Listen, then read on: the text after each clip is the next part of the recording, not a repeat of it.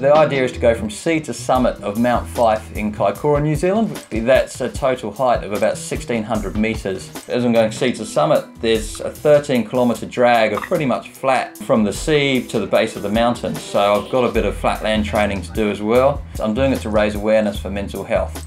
It's something I've suffered with previously in the past, and I've seen some close family and friends go through their own battles. Especially where I live in the top of the South Island of New Zealand, we were rocked by big earthquakes, and over the past few years, and to see a whole community go through their own anxiety issues with that as well, it's something that spurred on the need to do something to raise awareness. Well, what do you do when you want to raise awareness? Well, somehow my brain picked pogoing up a mountain. So I guess I like to pick impossible tasks, or seemingly impossible tasks, and see how far you can push your mind and your body to achieve how much of that task you've set yourself, basically. Yeah, it's a whole new thing, I have to say. I'm a big fan of the saying that you've got to be naive to start but stubborn enough to finish. It's unlike anything I've done before. Pogoing, to my surprise, has been, I was expecting it to be hard. It's really hard, endurance pogoing, and it's hard on the whole body, which I was not really expecting. I was expecting it to be much more lower body. It's hamstrings, glutes, lower back, and even your shoulders and your traps in the top of your back. They really get a good workout, purely because of the constant pulling up. Vurtego do a lot of tutorials on their YouTube channel, which have been fantastic. So I did a lot of sort of drills and that kind of thing, just finding my feet and my balance with the pogo stick to begin with before I attempted taking it anywhere too extreme.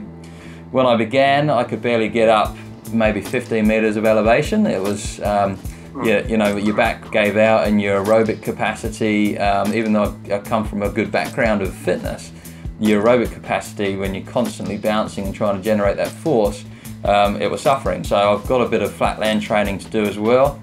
So I'm getting out and doing a bit of that, and that's actually it's quite a different technique to climbing the hills on the pogo stick. You've really got to have a good rhythm just to keep yourself going and nicely ticking over, getting that timing of the bounce perfect. And if you can get that, you can actually have quite a smooth ride through that flatland training. Whereas your hill training, there's lots of small bounces in succession, so it's quite a different technique really. But so it's a mental game as well as a physical game, and both need high levels of endurance. So that's what we've been trying to train, and about a month's time we'll find out if we've done it.